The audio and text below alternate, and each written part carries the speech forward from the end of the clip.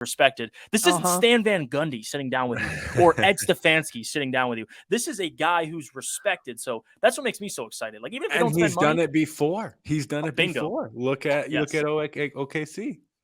He's helped out Sam Presti a whole lot, man. Right-hand man. All I've done is taken a selfie with this man, and I wanted to move oceans for him.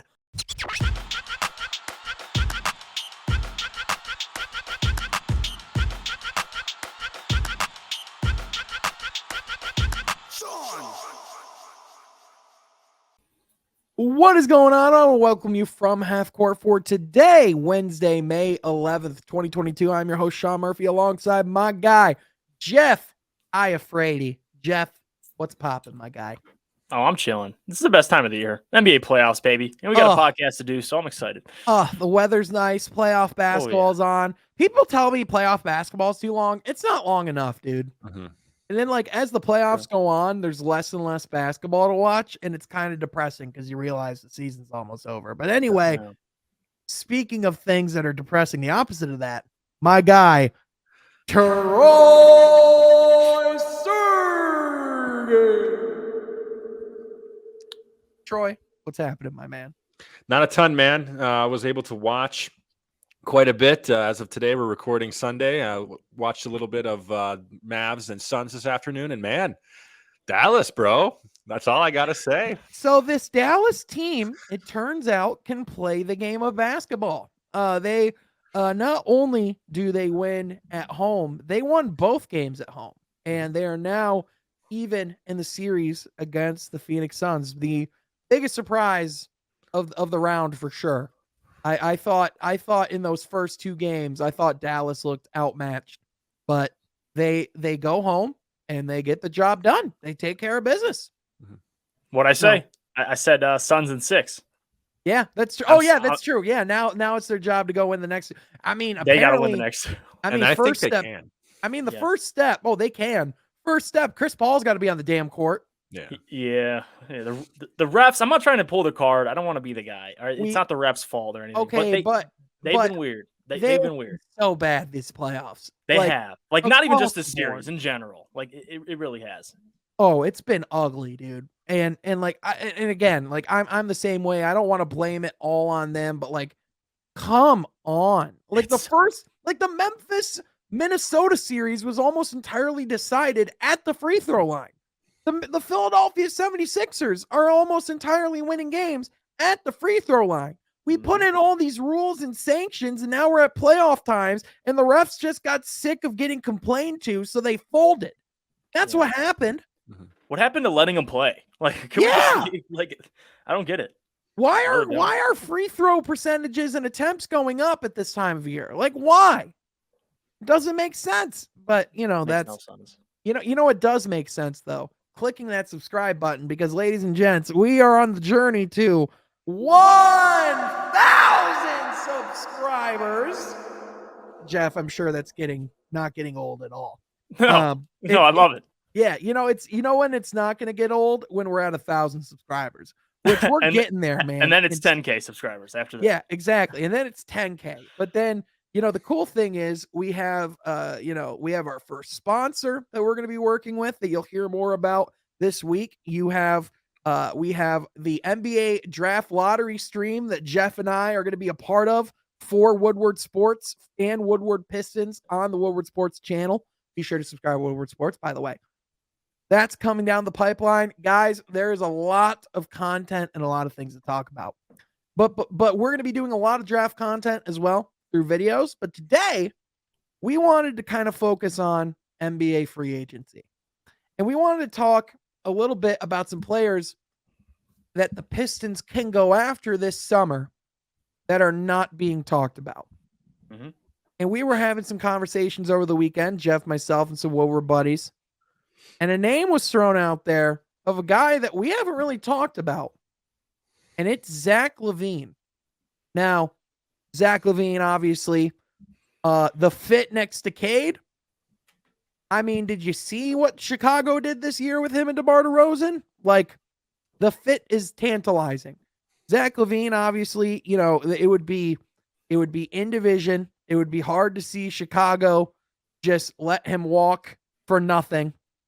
However, Zach LaVine is a free agent, and the Detroit Pistons do have the most salary cap space this offseason. And looking at Cade Cunningham, looking at Saddiq Bey, looking at Marvin Bagley, and looking at how old and how sluggish and how bad things ended in Chicago, there is a case to be made that Zach LaVine might want to consider going to Detroit. Troy or Jeff, no, go ahead. Jeff, go ahead. And before you go, Troy, I just have to say this. And I know people have been hearing this a lot too, but he just kind of fit the mold of what Troy Weaver would be looking for. And I've said this, and I've been on record talking about Jalen Brunson, talking about Miles Bridges. Those guys, to me, aren't the big fish. Zach LaVine, in terms of his skill set, that's what a big fish looks like to me. That's what you go out and get. The problem I have, though, with Zach LaVine, and it's an obvious one. I know people are already going to know what I'm going to say. He played 82 games his second year. Hasn't played 70 since. That's the problem I have. And he's actually been in 50 games a couple seasons. So being healthy is the problem I have for Zach LaVine. You saw it this year for the Chicago Bulls. That's a legitimate question. Because if you're going to be throwing money at a guy who's not available, that's where the fan base starts going, oh, well, here we go again. This guy's not here. You're paying him the amount of money you are. But in terms of what he does on the court, I love it. Him and Cade as a backcourt, you have you have Cade, who does so many different things very well. And then the things that Cade needs, Zach LaVine does really well, which is scoring the basketball, moving without the basketball. The fit is there, guys. To me, though, before you go, Troy, is the health. And that's what scares me away from Zach LaVine. Right. But let's be honest. To me, he's the only big fish in this free agency class besides DeAndre Ayton. But I don't think you're getting DeAndre Ayton. So if the Pistons are pursuing him, kudos to them. They have to. They have to do the due diligence. Absolutely. Yeah, they have to at least ask the question. Absolutely. Troy, from a basketball fit, what do you like about Zach LaVine in Detroit? Yeah, absolutely. Well, I'll just start by saying, this past year we at From Half Court, and I think even ESPN too, when talking about the Chicago Bulls, it was all DeMar DeRozan. But I mean, Zach LaVine was a big part of the Bulls' success this past year as a guy who can definitely score the ball. And I think when looking at the Pistons. Healthy.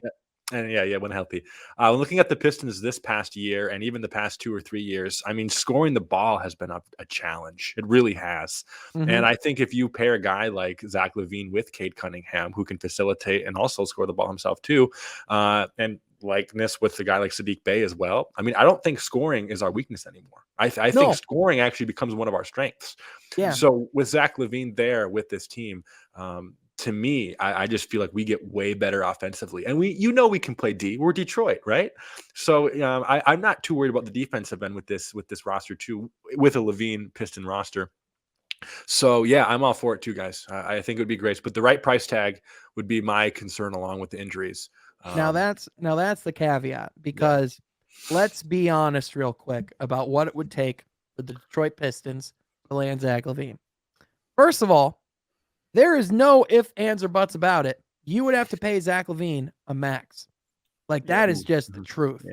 To get him to go from Chicago, where this team, when healthy, was in first in the Eastern Conference. People forget, obviously then they played real opponents, and then they got, absolutely on all summer, or all spring, all winter. This team can very much get a guy like a Jeremy Grant or another piece away from being more serious and being more of a contender. Now, here's the caveat. I'm looking at DeMar DeRozan. Am I getting that same guy next year? And I'm going to wager no, because DeMar DeRozan's getting older. DeMar DeRozan played a lot of minutes last year, and if they're going to ask him to do the same thing this year, injuries are going to happen. Also, here's the thing about Zach LaVine. Tell me when you've heard this before as a Pistons fan. LaVine is expected to undergo arthroscopic surgery on his left knee during the offseason, per Joe Crowley of the Chicago Sun-Times. Anyone hear that before? Blake Griffin? Listen. That's the issue with Zach LaVine. He already tore his ACL. Now he's having knee surgery. And arthroscopic knee surgery, which is different. However, yes. It's different. Still, it's not just the knee injuries. He's had other injuries, and that's the problem I have with Zach. Is he's so athletic, and I know people keep saying this. I don't think he's going to lose, a ton of athleticism, but that's his strength. Like, and on my head while you were talking, I'm just imagining the lobs that he can catch from Cade Cunningham, like how dynamic that backcourt could be, and I'm falling in love with it. But then what settles me and gets me grounded is the fact that like you said, Sean, you don't know what he's going to be. And again, I've said this before. Are we overreacting to this free agency class? I think in a way, not us. I'm just saying in general, like how we rate these guys. Yeah. I think that's a fair question. Yeah, but again, I think I will say this: Zach LaVine, out of all the other guys available, I know he can do, like you said, score the basketball at a high volume. A guy who can go get you 30, 34, 40. But to your point, how long do you have that Zach LaVine? Like, if you sign him for 4 years, can he be great for 4 years? If he can, sign the deal. But that's the gamble you're taking. And is Troy willing to take that gamble? We'll see. Yeah, and in my opinion, it's the same thing with Jeremy Grant. In my opinion, you can't say that Jeremy Grant doesn't fit our timeline and Zach LaVine somehow does. Because if you bring in Zach LaVine, you are bringing in Zach LaVine to win now. You pray to God he stays healthy. You pray to God we just get his upside. You pray that Cade and Levine together just only bring the best out of each other and elevate each other. And I think we have to be more realistic with where this franchise is at. And, I'm not going to lie. I do see a scenario where Troy Weaver, I mean, he's going to make the phone call, right? Yeah, absolutely. He's going to make the phone call just to say, like, do you at least like what we're building here? Like, maybe, like, like in that same voice. Yeah, like he's gonna do that freaking like, oh my God, you like what we have here? Like, that's exactly how Troy Weaver talked in person. I can verify. No, I'm kidding. But anyway, like, yeah, Weaver's gonna be aggressive. However, again, I just have a hard time seeing us getting that kind of caliber player without making a trade. And when I look at that Chicago Bulls roster, even though Zach LaVine's like, I have a big decision to make this summer. Come on. The decision's clear. Run it back in Chicago. See what you can do. See if Vucevic can have a bounce back year. See what Patrick Williams being back can do. There's just a lot of reasons to not leave that Chicago team, in my opinion. And I want to hear your guys' opinion on this too. Like, obviously, we don't know Zach LaVine or anything personally, but just looking at his career, looking at all the injuries, and he won a lot of games in Chicago, didn't beat any good teams, and they got bounced in the first round, obviously due to injuries and other things. But do you think in the back of his mind, because you saw the Lakers being interested in the other reports, do you think? I know he's only 26 years old, but just where he is as a player, and I know he's going to want to get paid, absolutely. Do you think he's going to weigh a lot on the situation he's going to? Like, is this going to be, listen, I won a lot of games in Chicago. I could go back to your point, Sean. Or why would I go to Detroit to take that gamble? Why not go to, LA, the Clippers, wherever he can go to guarantee you have a great championship level team? I mean, I would assume he's thinking like this. Like, you know what I mean? Like, but again, what do I know? He could come to Detroit, level we're building, and that'd be awesome. But a part of me just says in his mind, he's like, where can I get paid and win games? A ton of games, like contend games, not just get bounced in the first round. But we'll see. It's going to be interesting. That's why I can't wait for this free agency. Well, and it's the first time, I would love to hear your thoughts, Troy, but real quick, I will just say this is his first time being a free agent. This is his first time having the decision-making ability on where he can go in his career. I'm sure he picks up the phone and listens to what the Lakers have to say, and then he hangs the hell up and he calls Chicago back and he says, hey, you're going to pay me a crap ton of money too, right? Yeah. And you actually have players that can play basketball? All right, I can see that happening. I think you're going to see a guy weigh all of his options, but realize where he's at is in a bad spot. Right. Definitely. And I think one thing Jeff mentioned earlier too is fans, not saying us, but fans, I think, are a little bit overreacting to a degree with this free agency class, because I think if we wait another 2 or 3 years, I mean, I'm not saying, wait, like keep rebuilding, but I just feel like there are better free agency classes in the future that we can, I guess, cash in on more on a more, I guess, long-term basis than just praying that Zach LaVine works out, right, or something like that. So I do think, and I remember that James Edwards III said that too. Of hey, this summer isn't the true destiny of the Detroit Pistons, right? Yeah, they I have think money. That doesn't mean they got to spend it. exactly. So I think that needs to be, as Pistons fans and as Pistons fans who want to put out good content. I think it's important to make sure that that's stated too. No, Troy, we do not put out good content here. We want nothing to happen. We don't want anything to be good. And I'm glad Troy brought that up, because I think people get excited. Obviously, the Pistons haven't had this amount of money, to spend in one free agency period, or they can create more money. And I think part of it is overrating the class, but part of it is just Pistons fans just want the team to be good, quickly. Well, and people have to understand that's not always the timeline of how things work out. But again, what do we know? Well, it's just the fact that, again, this is the first time we have had max dollar level cap space in a decade. Like, literally, the last time we had it was when we paid Andre Drummond and Reggie Jackson. Yeah. We haven't had it since. And it's because we wave and stretched. We traded for the bloated contracts. We had to, really strip this down to the bare bones and take that dead money. This was, I think one thing that you're going to look at through free agency, it's going to be really trying to find those stable guys that can help and be here for the long term. Because I want to remind you guys of something. Because of COVID, I want you to guess how many different players suited up for the Detroit Pistons this year. Just take a guess. 27. It was 27. Oh, really? I just guessed. All the way from half court. No pun intended. Yeah, all the way from half court. And he hit it. Yeah, it's literally 27 players. That is insane.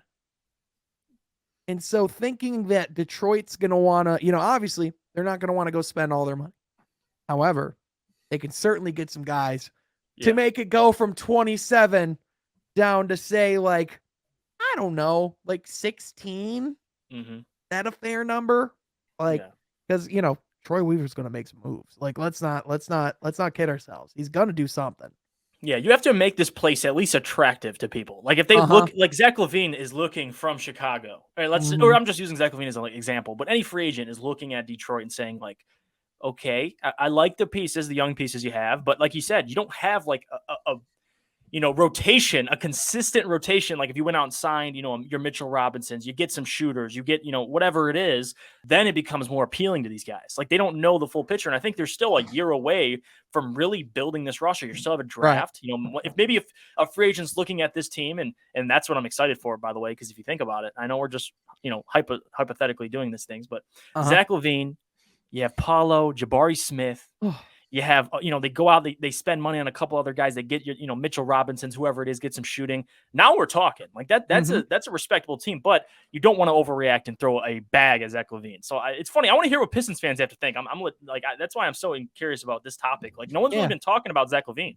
Yeah. Like no one really has. Yeah. Let us know of what you would think of Zach LaVine as a Piston in the comment section down below, but also be sure to click that subscribe button because we need you to. Gosh. Dang, but seriously, hit that button. But anyway, it is something that a lot of people aren't talking about. I mean, like, here's the thing: we're not even having the conversation of this is gonna happen. But it's, you gotta at least open the Pandora's box. You gotta at least have the conversation, because we are now in the situation where we are going to have that level of money, and if you have that level of money, and you don't at least ask the question as a front office, what are you doing? Right? I mean, like, you got to at least have the belief in yourself to at least think, should we even make this move? And that's why I'm not too worried about it, because in past times, you feel like they have to go out and spend this money because it's their only opportunity. I feel like with Troy Weaver, just his ability, like if he sits down, this is the confidence level I have in this man.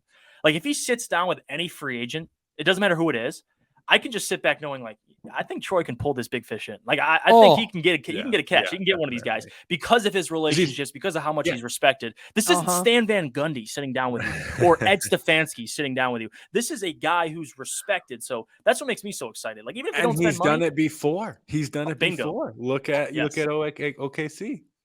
He's All helped I've out Sam done- Presti a whole lot, man. Right-hand man. All I've done is taken a selfie with this man, and I wanted to move oceans for him. Like I will know, man. I will travel the ends of the earth and kill for this man. But no, it's like that's the type of energy that we're bringing in the front office. Murderers. But moving on to the next topic. Speaking of a guy who kills, Jalen Brunson has been ice cold killer.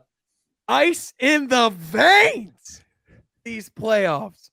And all I've been hearing is this propaganda and this bull from Jeff Iafrate that there's no chance in hell the Pistons would want to go for freaking Jalen Brunson. Why do I sound like that? Or that, nope, we don't want little guards here because we don't like little people here in Detroit.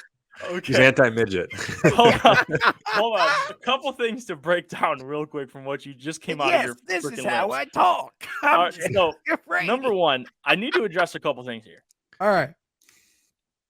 I'm gonna address the no small guards hashtag first. And I'm talking to the small guard community right now. I'm talking to all you guys. Small guards matter, Jeff. Come on, bro. Well, okay, I don't have a problem with small guards. The problem I have is when you're a guy, like, look at the small guards around the NBA. And this is my point. I'm not trying to get carried away. I know Isaiah Thomas, the greatest small guard, in my opinion, in NBA history. He's a legend, obviously in the city of Detroit, beloved everywhere. But if you look around the NBA, name me small guards that are like amongst the best in the league. All right, give me a couple if you can. Chris Paul. Yeah. What does Chris Paul do? What is his pass? Okay, his ability to create offense, get his own shot at different points. He's the greatest point guard, one of the greatest point guards of all time. Give me another one. Kyle Lowry. Okay, Kyle Lowry is a pretty damn Fred good player. VanVleet. All right, championship. Damian Okay, Lillard. now we're getting to Red Curry. VanVleet. Now, Steph Curry, don't bring him into the conversation. All right, let me the point. Jordan Poole. The point I'm trying to make is this. All right, I don't want to get carried away with it. If you're for Jalen Brunson, I always ask, what does he bring your basketball team? And you mentioned it, a couple things, great things actually. What are his limitations? I think that needs to be talked about because his price tag, Sean. Are you going to look me in the pupils right now and tell me that Jalen Brunson for $25 million, let's say 25-ish million, I don't know his price tag to be exact, but that's what the rumors are, and he's playing well, so I'm pretty sure he's going to ask for the bag. Is he worth it? If you're a Detroit Pistons here, we're talking about this free agency class, and is it overrated? Jalen Brunson, and this is why I mentioned no small guards, because in my opinion, if I look at Cade Cunningham, I want his backcourt mate to be another tall guard because, listen, another guy that can defend, and I know Jalen Brunson can defend, but he's 6'1", like, listen, or 6 foot. Like, he can defend, but come on, like, he was getting abused, especially in this Phoenix Sun series. But I will say this: offensively, he's a good player. He's a good player. I just have the problem with the price tag, Sean. I just have a problem with the price tag. I can't. What do you want me to do? Sorry, I get too excited, Jeff. I just want to get in too much. But here's the thing. I'm telling you right now, if Troy Weaver brings in Jalen Brunson, it's not for a penny over 4-year, $80 million. He's bringing him in on that deal. Now, here's the thing. The only way that happens is if Dallas is cheap. Because here's the thing. And if the rest of the league doesn't overpay for Jalen Brunson. Right. Which that's something to consider too. Which I was about to say. The only team that's going to pay him over $25+ million a year is the New York Knicks. You know that's true. That's true. If Troy Weaver's bringing this guy in, we're talking about, I don't want to pay him this price tag. You think Troy Weaver does? Mm-hmm. I don't want to pay him that price tag. No, I don't think that's not even the conversation. The conversation's 4-year, $80 million. That's the kind of contract I think he can really command. And I would agree with that contract, Sean. I like that contract. Okay, if we're talking 4 for $80, which is the number that has been his market value, that has been reported by Chris Haynes of Yahoo Sports. That came out. Didn't that come out before the playoffs? It came out like right at the beginning of the playoffs. And what has he been doing since the playoffs started? Cooking. You think he's asking for 4 for 80? Bro. You think he's asking for 4 for 80? Listen, if you're Jalen Brunson, I'd be asking as much money as go get your bag, man. Go off. Go to New York. Are you go to New York and are get you that saying bag. he's worth that money because he's been playing $30 million over his value this entire season? Don't give me that. He was where was he drafted? What was his contract looking like? Second round. Okay, so clearly he's outperformed his money. But I will say this. Let me say this. He's been a valuable pick, a valuable player on the team. What has the national media been saying about the Dallas Mavericks?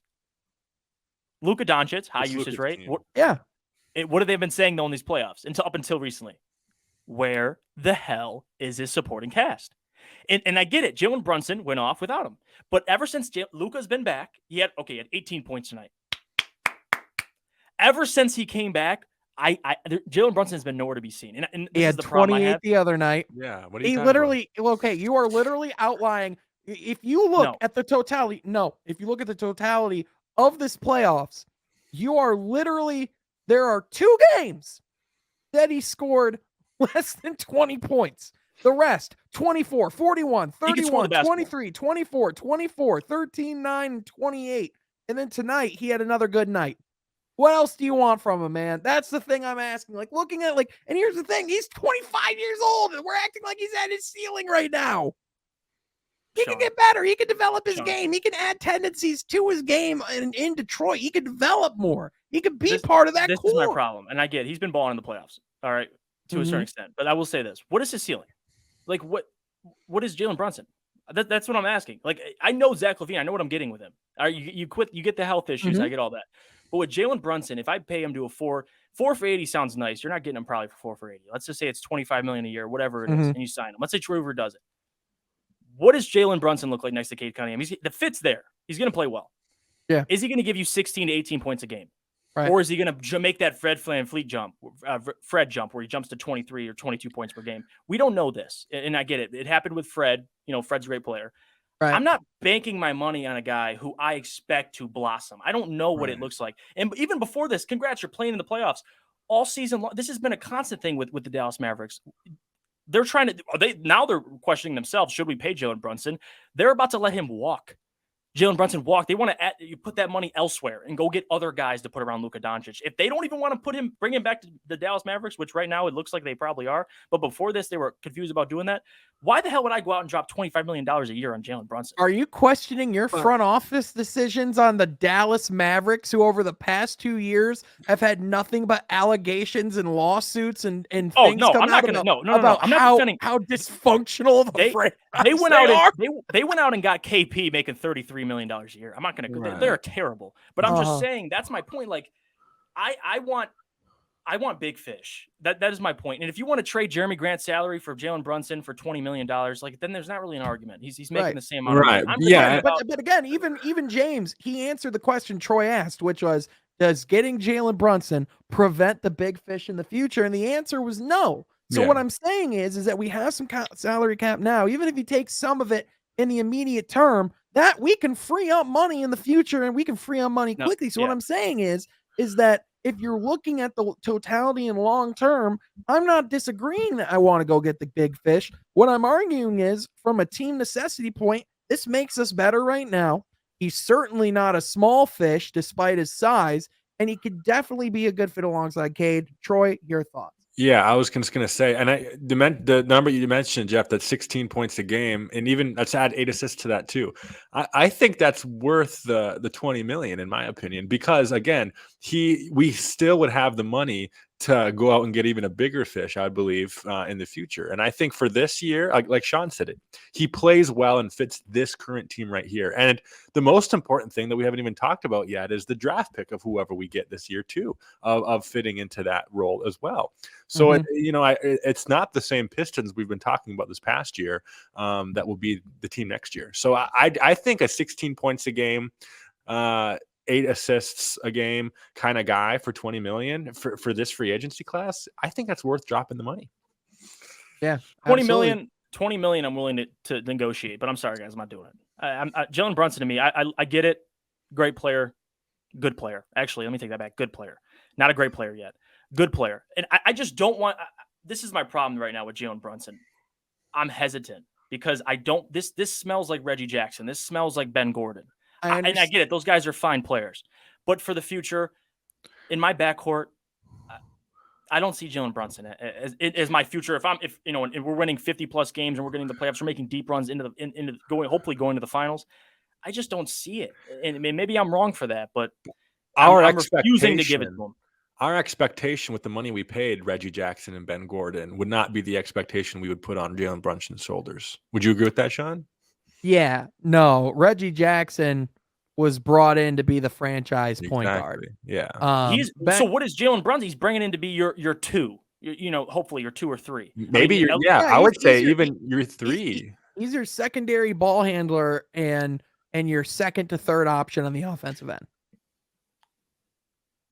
For $20 million a year? Are you kidding me? I'm not arguing 20 million. We're talking. He's not getting 20 million. I'm sorry. He's getting I'm not, 20 million. I'm not. I'll bet you money. He's not getting Troy 20 will million. offer 20 million. How about we settle at that? Jeff, pizza bet right now. I'll place a bet. He's getting more than 20 million. Pizza bet. I'll place Deal. it. Let's do it.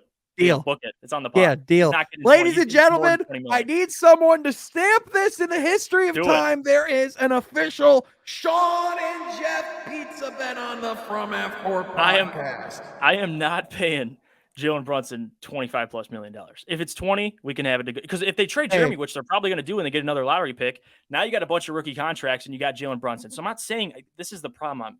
I think this is where it's misconstruing. I'm not arguing the fit. I'm not arguing that this is the big fish we're getting. Like we could not make any other moves besides Jalen Brunson. My argument is I just don't see it. Like this isn't the dude. All right. This isn't the dude. And I get it. He doesn't have to be the dude. So I'm not saying he has to be. But I'm saying in the future, I'm sorry. In 2 to 3 years, we're going to look back on this and no, I'm sorry. Can I ask you a question? What's your question? Is there anything Jalen Brunson could do to change your mind in order to see him as the dude? Or would he literally have to grow 2 inches? No, it's not even the size, honestly. I mean, that's part of it, but a lot of it is, listen, he had a breakout year this year. I'm not giving a guy 25 million. I'm saying 25. I'm sticking by it, by the way. I'm not giving a guy 25 million for his first breakout season. I'm sorry. I'm just not. I mean, he had a really good year last year too, but that's okay. Really good year. Okay. What do you average? What do you average his rookie year? He had a good rookie year or the year prior. All right. What do you have? 12 points, 9, 8, and 12. All right. He had a good third year in the league, and then he jumped up to 16. Now, what can he do in his 5th year? Who knows? I'm not paying him 25 million to find out. I'm sorry. I'm not. I'm sorry. I'm just laughing because it's like, what did he do the year before? Oh, yeah. He had really good 3 years. Yeah, good for him. Goalpost, move. He didn't have listen, he blossomed this year. He averaged 12 points last year. He made the jump to 16 points. Good for him. I'm not paying him 25 million. I in my opinion, and I'll go on record, I'm on the podcast. Yeah. He's going to be around this number, 16 to 19 points for a career, 20 points. He might jump that once. He's not being more than that. And I'll say it. But right I think there's a role for him to do that on our team.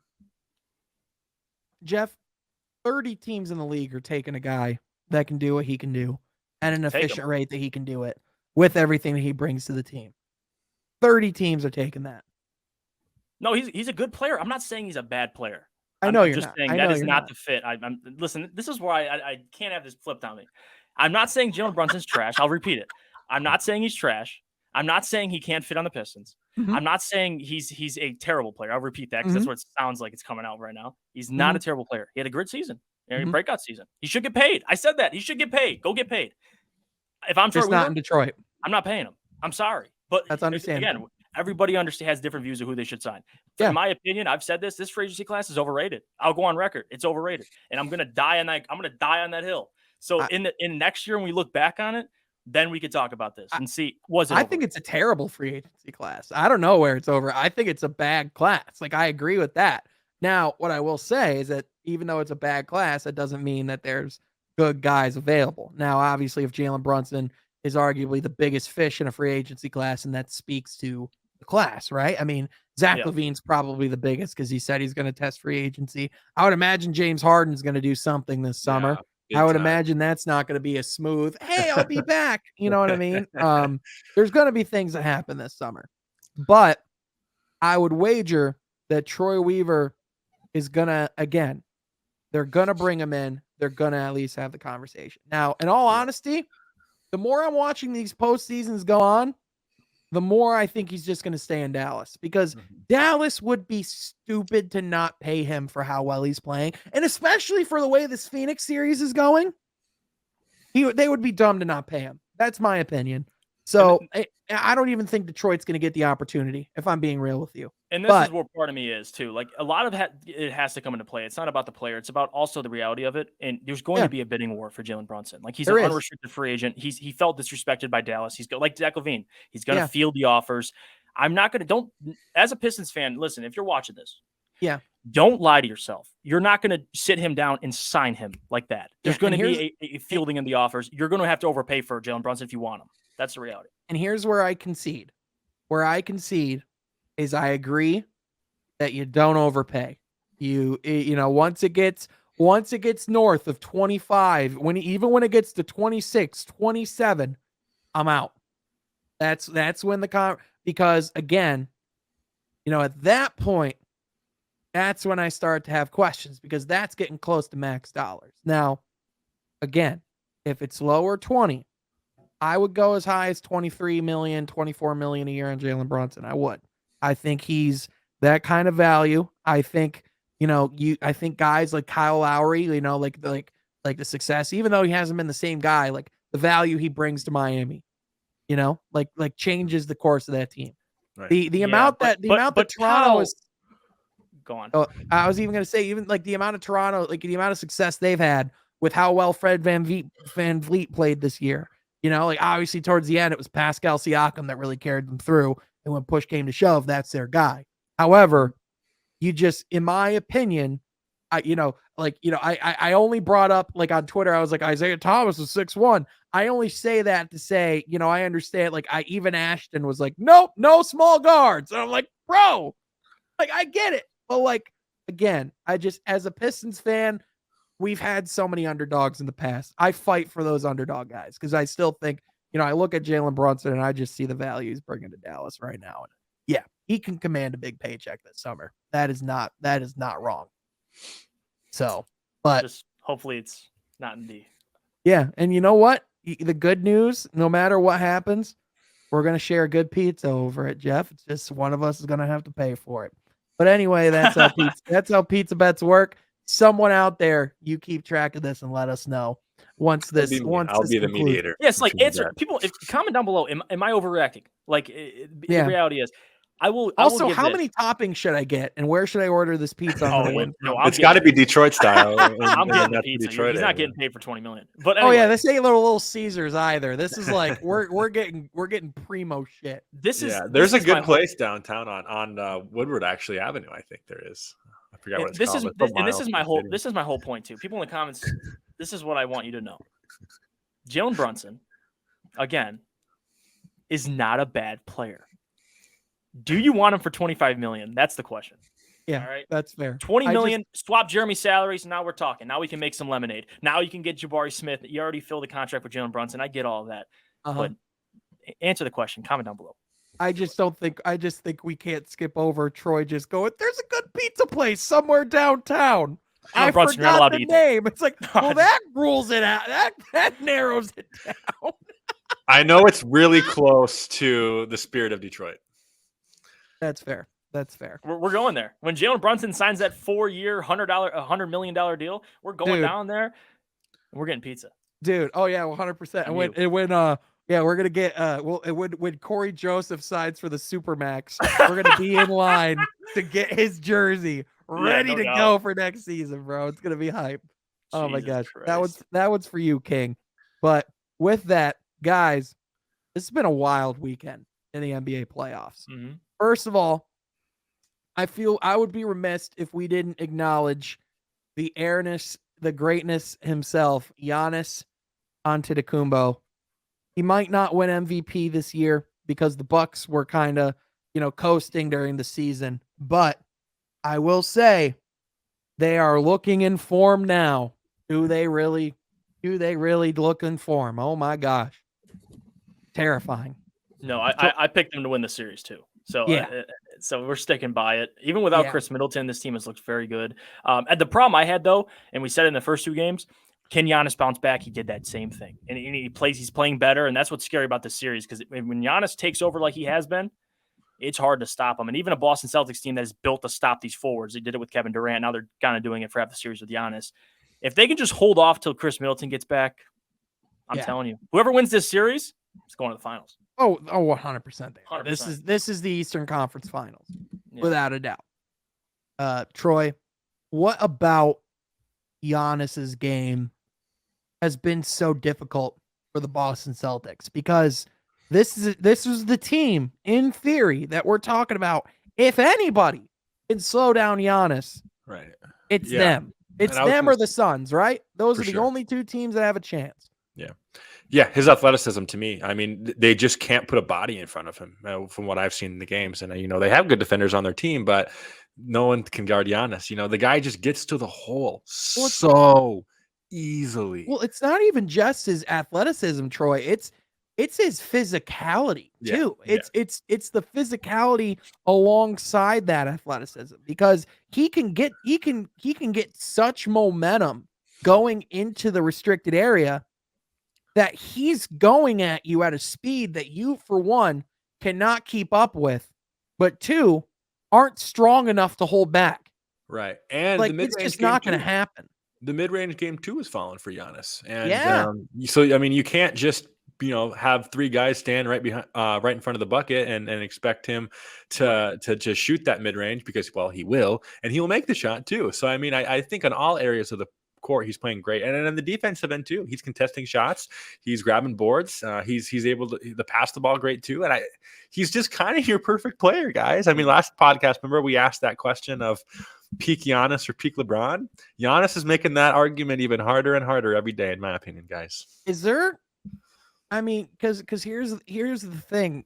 Like, you look at Giannis's game, and the answer is yes. There's flaws to his game, but like, is he so good that like he literally makes it so that there isn't flaws? Because like that's the way it feels. That's how I see the game, to be honest, Sean. Like, of course there's flaws, but he's too good that I don't care about the flaws. I don't even think it's worth talking about the flaws because he's that good. Yeah, because it gets to the point where it's like, well, he can't make his free throws. Well, he'll buckle down, and when when it matters, he's going to make them. Yeah, well, he can't hit the shot. Well, when it's time to hit the shot, he's going to hit it. And the thing is, he's going to score so much before then that it might not even freaking matter, because few teams can even keep within single digits with these guys when he's on fire. Yeah. And that's what Giannis does so well. Like, he hasn't been a player since Shaq that has the ability. If you're not hitting free throws, you're still getting 30. Like, this guy, effortlessly, you talked about the ability to get to the hole. His length, 2 steps, he's already at the net. And that's the problem with Giannis. Like, yes, you talk about his jump shot. If the guy can just have a formidable jump shot, which he has, he can make defenses respect him enough to where he's unpredictable now. Now it isn't like, all right, Giannis is doing one thing. He can do multiple things. And not only that, my question I have for the series is, and you saw, when the Bucks won last game, what are the surrounding cast doing without Chris Middleton and Drew Holiday stepped up? And if you have guys that can hit jump shots, I mean, now it becomes that much harder to read this team, because you have Giannis coming down full court in transition. You have shooters all over the place. And I think that's why they're missing Chris Middleton. Like, this team isn't even at full potential. Like, you're going to bring in another 20-point scorer who can get to his spots, hit threes at a high rate, like defend really well on the perimeter, help out another body out there. So I'm telling you, man, like this, the Bucks impressed me, and I talked about this on World War II. I feel like the Bucks winning, or any team winning a championship, the following year they have this aura around them that is like, no matter how much deep waters you get into, you can just get out of it. Like, well, because you know what it takes now. You did it. You climbed the mountain. Absolutely, and I feel like there was some mountains to climb last year. Absolutely, I think the biggest mountain was that Phoenix Suns team itself. Of climbing past. So when you're climbing a mountain, it's arguably easier objectively it's easier the second time, because you know the path it takes. You know the challenges to anticipate. If anything, you should get back up quicker and easier than you did before. But again, what comes into it is the health. Is the longevity, is the physicality, it's the marathon. It's having less time to rest than other teams because your season was longer. It's the fact that you're going deep into June. And that's going to be the thing is, first of all, I mean, Giannis, it's not even a concern, because even when he looked like he tore his ACL last year, he came out literally next game. Yeah, he's a freaking robot, man. He's Terminator. If Terminator made a basketball player, that's the Terminator. But looking at Chris Middleton, again, first of all, if he can get back healthy, it's can he get back and be himself? You know what I mean? Like, can he be that same guy? Because if he can't be, then that's going to be the opening for a team like Phoenix and for Boston the rest of this series. So that's going to be the big thing. I mean, Milwaukee, Drew Holiday, man, we don't talk about him enough either. Just like, Marcus Smart might have won Defensive Player of the Year. Drew Holiday is the best defender of the league. It's Drew Holiday. It just is. Yeah, he's a dog, man. He yeah. he takes the team to a whole nother level, and that's why they went out and got Drew Holiday for moments like this. When you have Chris Middleton out and you have Drew Holiday, they can get you 25 and 8. Like this guy is just, and what he does on the defensive side of the ball, man. Pick up your team's best point guard. That's worth money right there. Like that's right. And have we even talked about his offensive game? The guy can score buckets. The guy's clutch. Yeah, he's hitting big shots in big moments. The guy is an assassin. It's this is the best scenario for him too, because I mean we weren't seeing it. I mean, I guess we were kind of seeing a little bit in New Orleans with him, but when it play, we've talked about this before with different guys, but when you're playing winning and meaningful basketball, that's when you can define a player's career and ability just as a player, what that player's worth. Well, even then, like you look at guys like Drew Holiday, and their true worth isn't seen until you're on a team that show that their skills fit the most. Because with New Orleans, you can have a guy like Drew Holiday playing phenomenal defense for you all night long. But if you're dog shit, you're still dog shit. You're gonna lose games. You know what I mean? Whereas with the Milwaukee Bucks situation, you have Giannis Antetokounmpo. This team was already really good before Drew Holiday got here. Now it's like, hey, plug these holes. Be our anchor on the defensive end. And that's going to be the difference between us being a championship team. And it was. Yeah. And so if, even with Drew Holiday still on, even with just Giannis and Drew Holiday, I still think they sweep the Miami Heat. Flat out. Oh, okay. Well, hold on. I would have said 5. Hold on. Didn't you call a sweep with somebody else too? I did. In all seriousness, the Grizzlies. In all seriousness, it goes 6. But I just don't believe in Miami. Like I think Milwaukee's a matchup hell for them. I really do. It's not a disrespect to Miami. It kind of is a disrespect to Miami, but also like, but even if, I mean, that's still something to hang your hat on if you're Miami to make it to the Eastern Conference Finals. Yeah, and that's people seem to forget too. Miami was the number 1 seed. Like, can people? And I get the regular season doesn't you don't take as much consideration to playoff basketball. Yeah, but Miami has personnel. Like who signed there from Milwaukee? PJ Tucker. Like they have guys that can at least keep up and play defense. Now, can they even get past Philly? I mean, that's the question. Right. Because Philly's back in the game too. But Jeff, you're talking about how Jalen Brunson gives you Ben Gordon vibes. You know what this team gives me? This team gives me early 2010s Atlanta Hawk vibes, where they could be up at the top of the Eastern Conference. They have some young guys who can score. They have a gritty star, a group of characters. But when push comes to shove, as the playoffs wind down, this team isn't doing a damn thing, and that's where I'm at. Like with every other team in the East, you question what their ceiling can be on a night-to-night basis. With the Miami Heat, I don't have to question. I feel like I know the answer because when push comes to shove, and it's a 7-game series, Giannis versus Jimmy Butler. Who in their right minds is betting against Giannis? Nope. Jimmy Butler versus Jason Tatum. Who in their right mind is betting against Jason Tatum? That's just the way it is, man. That's just this time of year. It's how it goes. Yeah. Right. And I think, being the number 1 seed too, in a lot of ways, I mean, this is a really big knock on Miami.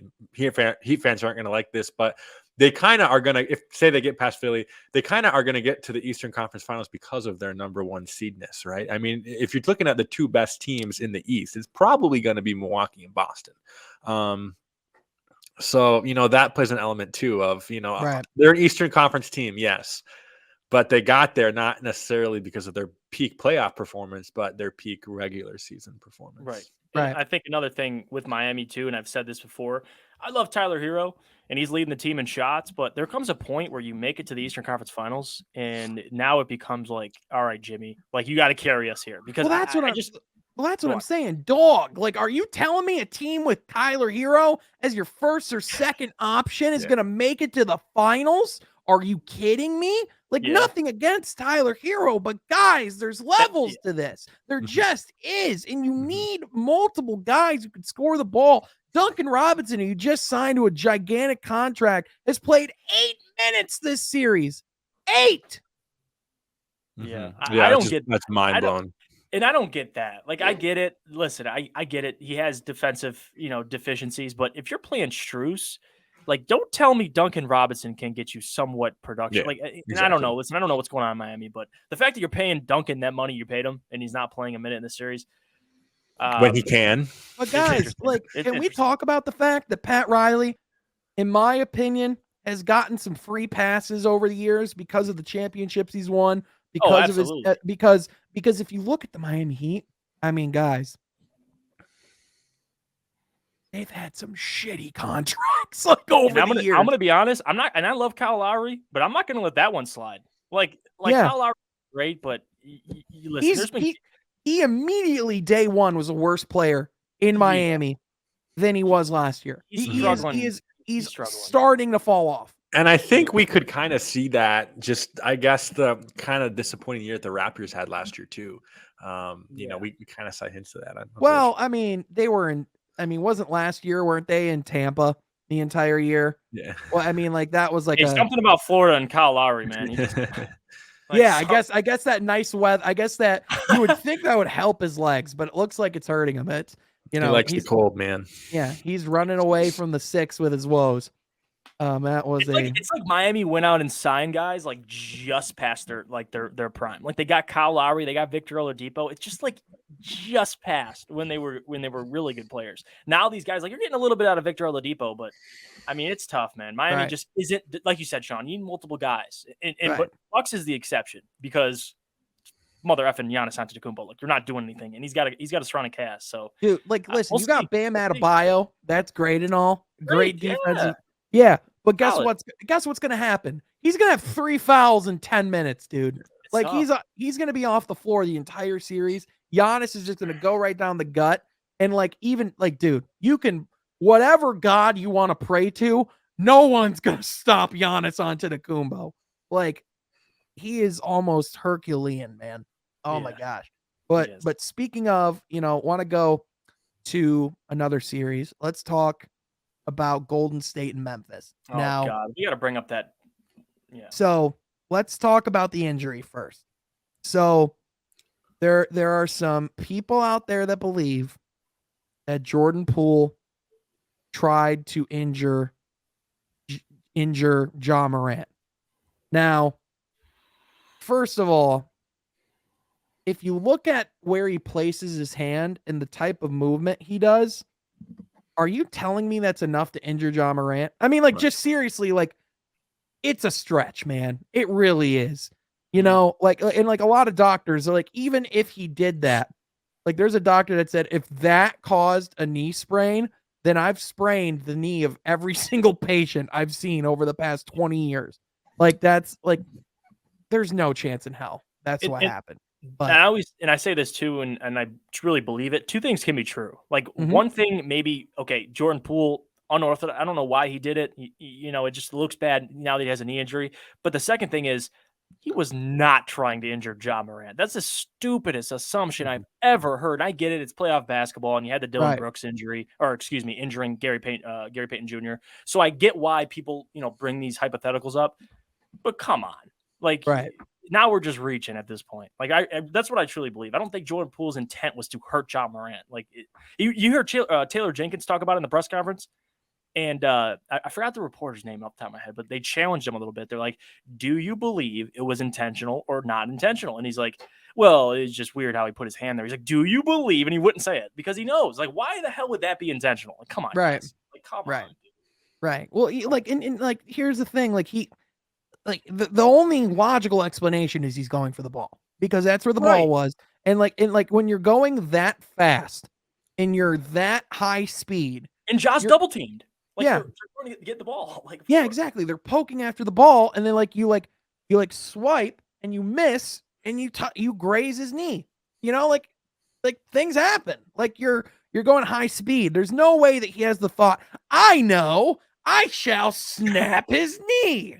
Like, that's not, man. Like, people just like to reach now. Dylan Brooks, Cole Cockin, Gary Payton Jr. That's different. All right, that looks more. All right, that was dirty. Yeah, that was dirty. There's a line we're drawing here. The Ja Morant injury. Come on, We're reaching. Yeah. We are.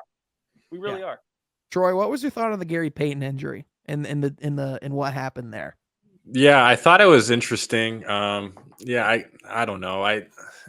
As far as it, impacts the series, I think that's the most important thing talking about is, they lose a little bit on the defensive end too with him, but I don't know. I guess I'm more on the fence of it's not going to impact it that much.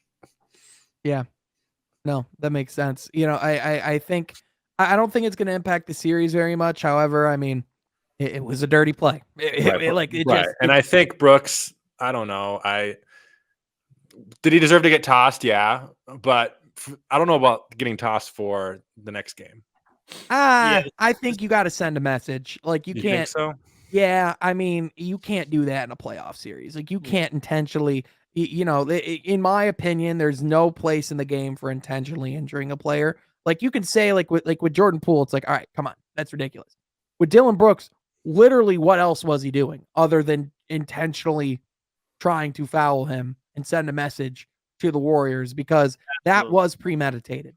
Something like that was going to happen. It happened in the first, in what, like the first couple minutes of the game. Yeah, probably first 4 minutes. It cost him essentially 2 games of the playoffs, and in my opinion, justly, because again, like if you just, there's no circumstance. Like I don't know what Draymond did to make him think, oh well, that's okay, or that's what we need to do. I understand like sending a message, but breaking, like potentially shortening someone else's career to send a message, out of pocket. Right. Like this isn't, and I get the Draymond thing and him acting a fool the game prior and all that stuff. And you want to send a message, and they are the younger team. They're, they obviously they don't feel respected, whatever it is. They want to send a message, but they're, like you said, there's comes a point where when a player's airborne, like that is a no go. Like you've seen injuries all throughout, and look at NBA history, guys when they're airborne. Like even the Caruso injury, Grayson Allen this year. I mean, when guys are airborne, they have no control over what happens, and you've seen it with multiple guys. You just can't do it, especially in the postseason. Like, and I get it was Gary Payton Jr., so we're all going to sit here and be like, all right, it's. But what if that was Steph or Clay? Now we're getting into some real issues because it's just. You can't. There's no, like you said, there's no place in today's game for it. I mean, you just can't. Right. This isn't the 1980s where you can just bang guys out of the air. Like it's just different times. Yeah, it really is 100%. And you look at how the series, now, it's looking like Ja's gonna miss game 4. On top of that, it's gonna be in Golden State as well. So Dylan Brooks will be back in the lineup. However, they'll be without Ja, and they looked outmatched at every capacity of the game as it went on. Obviously, in the beginning, Memphis had control in the first quarter, but from the second quarter on, it was the Golden State show. It was Steph, it was Clay, it was even Jonathan Kuminga, Andrew Wiggins. It was the Warriors show. It was everything that you expect them to be at home and more. Everyone that talked about Klay Thompson's shooting struggles. How stupid do you look after game 3? Jeff, Troy, Jeff, can we just say, put some respect on Klay's name? Hold on. And before you go, Troy, who was the guy on this podcast that said Klay Thompson, I'm not worried about him? Because although he was playing bad, Clay just needs to get his shot, and he's done it. You saw it. The guy who came on the courthouse. I forgot the name off the top of my head. I follow him on Twitter actually. Came on and said that Jordan Poole's arguably more important than Klay Thompson. Are you kidding me? I love you, but hell no. And I'll explain why too. With Klay Thompson, he apologized on Twitter, by the way, and I love that. And I absolutely love that he did that. I have mad respect to him. But what the Warriors do, and this is what teams are going to struggle with, and this has been what they've been doing with this team. They make you play their game. Like you've seen it. Steven Adams, solid. They're starting center. How many minutes has he played in the series? This team makes you go small on them, and now you have Xavier Tillman starting. Shot to MSU, but they just don't have. They can't keep up. They have the Warriors have 5 guys that can go get a bucket. Like now, Kuminga was shooting well. You had Andrew Wiggins playing well. It's Clay, Steph. Then you have Draymond. Like it's a different game, man, and that's what scares me. I mean, Phoenix. I still pick them to go to the finals, but Golden State is frightening. And shooters will shoot, like it's that simple. You're going to make one of them soon, right? And Clay, you can't bet against Clay Thompson on the 3-point line. I'm sorry. Not on his home court in the playoffs. Can't do it. Can't do it. So, no, I mean, guys, there's nothing to worry about with Clay Thompson. No, not at all. Clay's the, Clay's the type of guy who can come back from the injuries that he did and already immediately look almost 100% Clay Thompson again. Mm-hmm. Yeah, he's not far off. People act like he was like relying on athleticism or something. Like the guy can if you can just come back and be Clay, which he's been able to do, it's not gonna like I'm sorry, maybe his defense slows down a little bit, but even then he's been a solid defender. So I don't understand. I really don't. Exactly. So even what Clay brings on the defensive end in the past alone makes him a top 3 most important Warrior. Like that's where he's been, and that's where he's always going to be. It is the Splash Brothers for a reason. It always will be, because Clay Thompson is the most explosive potential player on a night-to-night basis. If there is anyone that pops off and gets on a streak, it's Clay Thompson. Now, with that, there is no better way to talk about a Mount Rushmore type shooter and get into our Mount Rushmore topic. Troy, last week, we finally shared our favorite players. It only took 52 episodes to do it. What do you have for us this week? Yeah, not quite going to Mount Rushmore this week, but we are staying in Oakland or San Francisco, whatever you want to call it, the Bay Area. And we're going to have just a conversation about what the Warriors have done the past 10 years, as far as a GM perspective, as far as a rebuild perspective, and then to make the dynasty in which they are today, or at least have been, and then still, a contender for a championship today. So I'll just start. The most obvious, basic one that kicked all of this off was in 2009, drafting Steph Curry. No. No, you disagree? I'm kidding. Yeah, I disagree. Yeah. No, absolutely. And it was the fact that they didn't give up on him either. I mean, the Warriors, people forget, before the Bob Myers, before the Steve Kerr years, the Golden State Warriors were looked upon as one of the lowly franchises of the NBA. They were a laughing stock. The Bob Myers, not Bob Myers. What was their name of their coach? Like Don Nelson, I believe, or he was their coach for like a long time. Yeah, Mark Jackson after that. Yeah, Mark Jackson too. Yep, and Mark Jackson as well. In those years, I mean, people forget. First of all, Steph looked like he was going to be injury prone. He couldn't stay healthy. His ankles were getting sprained all the time. Clay was looked at as like a nice 3-point shooter, but like no one really thought this backcourt could really be anything. Yeah. And then Mark Jackson said the craziest words that the media heard at the time, which was that this could be the best best shooting backcourt in the league. And that's what we're looking at, is a team that that has an all-time shooting backcourt. And the fact that they built a lot of their success in-house through the draft, through their strength in numbers, it's remarkable. Right. And I think the Steph thing, bringing him just on the team as a whole at 7th, I mean, that was kind of seen as a gamble to a degree, because small college Davidson, very small guy himself, just 6'1", whatever you want to say, and Contender, he's 6'3". Okay, right. I'm kidding. But you know what I mean? Like, I think even just bringing him in was somewhat of a gamble, but we have obviously seen that has paid off. And yeah, you bring a guy like Klay Thompson, and I think 2012 was that like the year like Kyrie and then we're drafted. Yeah. And I think that was so big too, because again, it put you at that backcourt. And I think you had those guys develop. I mean, remember, guys, they had their 73-9 season without Kevin Durant, right? They built that team from the core up. And you had guys like Harrison Barnes too, that I guess impacted a little bit. But they had the vets, Sean Livingston, Iguodala. They traded for Iguodala. They got other guys. Yeah. Signed them. I don't remember. You get a guy like Draymond Green in the 2nd round, and you see championships. You see multiple championships. So I guess I don't know if this is my last question, but a question I want to ask both of you guys is, what can teams right now in 2022 who are in that lottery position, you could say us, but you could say other teams too, learn from that Warriors team? Well, first of all, patience is a big thing. I think the Warriors gave Steph and Clay and Draymond the time and the necessary minutes to both work it out, figure it out, and grow into the players that they were. Mark Jackson was given the time to develop players and to work with these guys and to lose a lot of basketball games for the sake of their development. And then when the time was right to make the coaching change, they bring in the right coach, right? So it's allowing your guys to, it's allowing your team to build a program, draft players. Because once you can build a program, we see it doesn't take long for a team to rebuild. This Warriors team, they were bad for 2 years. Literally year 3, they're back in contention.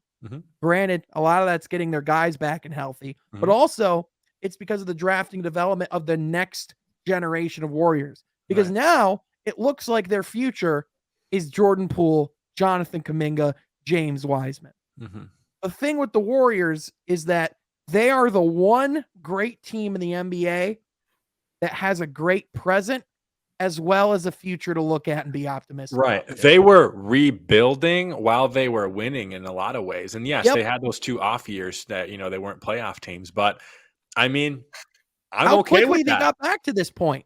Right, exactly. And that's so cool. It's almost like a quick pit stop, if you will, right?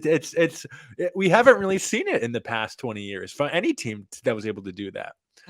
Maybe the Celtics, but they still had a way longer than 2 years. They had about 3 or 4 years. Yeah, maybe the Raptors, but like even then, what they built this year, like, you know, wasn't like it was like okay. It's like not like what they're having now, you know. Right, exactly. It was, yeah.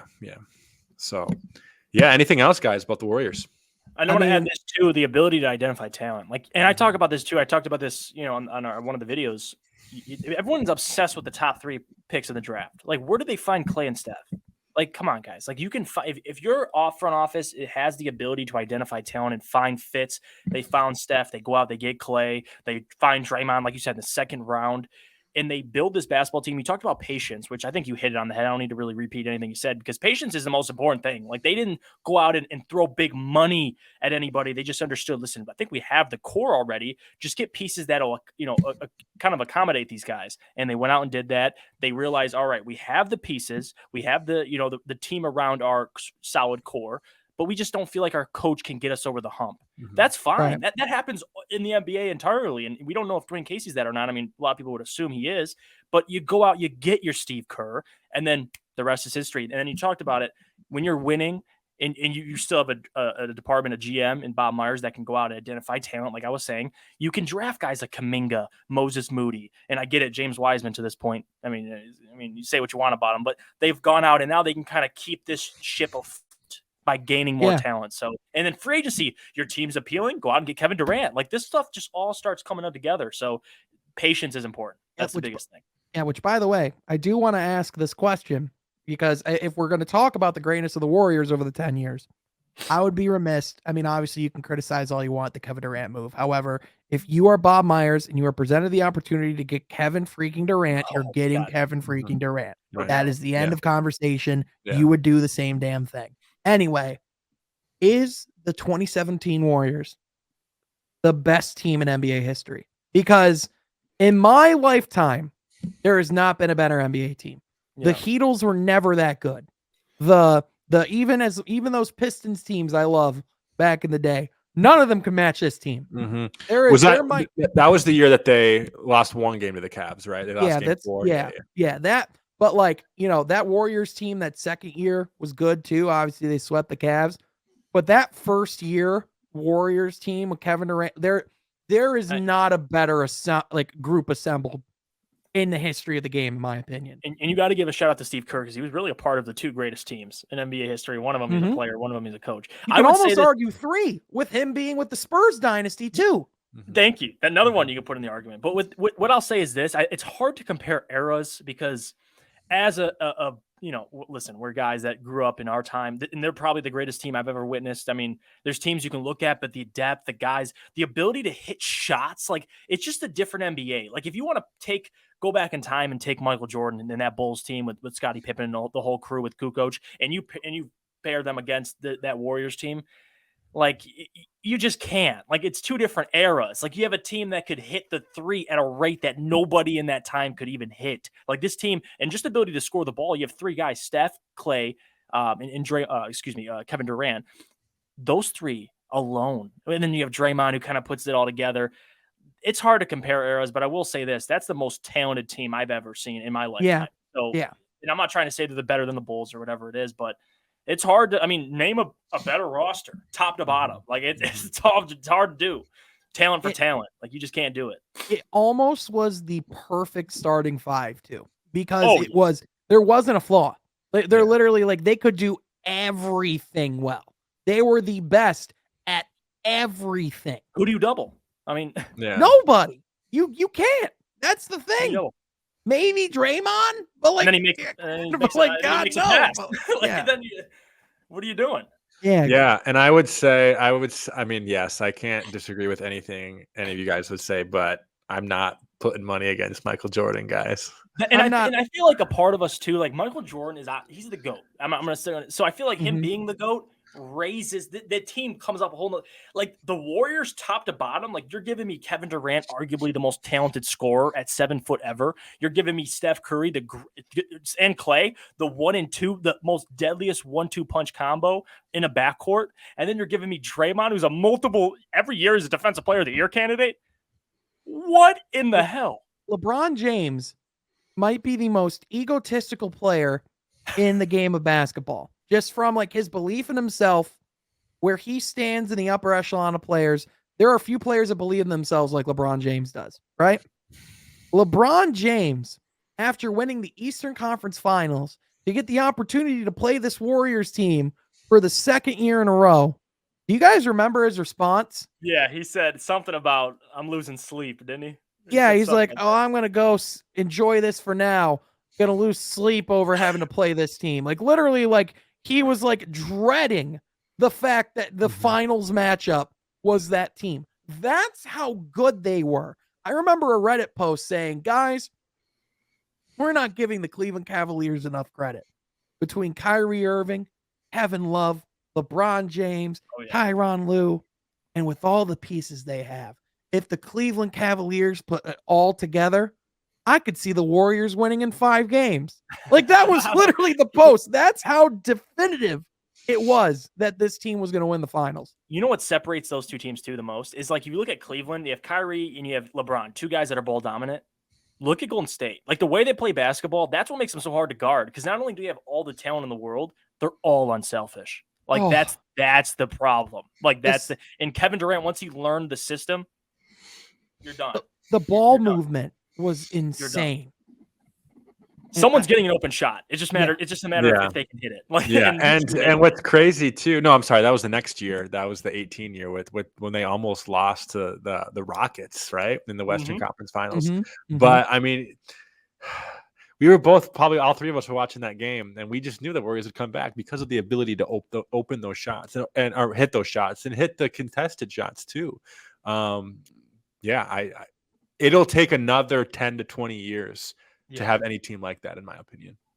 Absolutely. Absolutely. Yeah, 100%. And you know, it's I think from the salary cap standpoint, I don't think we're going to see a team like that again, because it took Steph Curry having the cheapest deal for a superstar in the history of the league. Like it literally took like him having for a player for like a period of time, the worst contract, a worse contract than what Scottie Pippen was getting paid back when he was playing for the Bulls. And that's saying something. Scottie Pippen had a bad contract.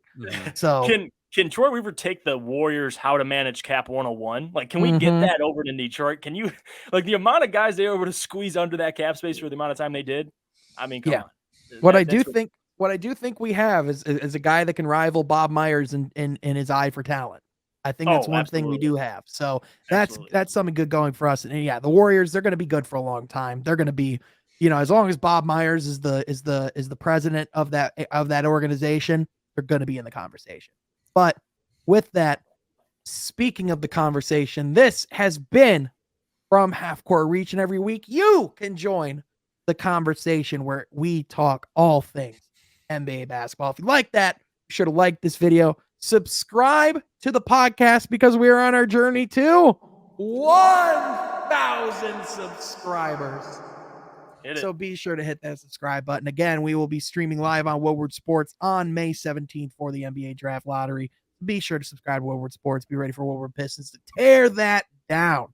But more importantly for now, be sure to follow my guy Troy Sergey on Twitter at TroySergey44.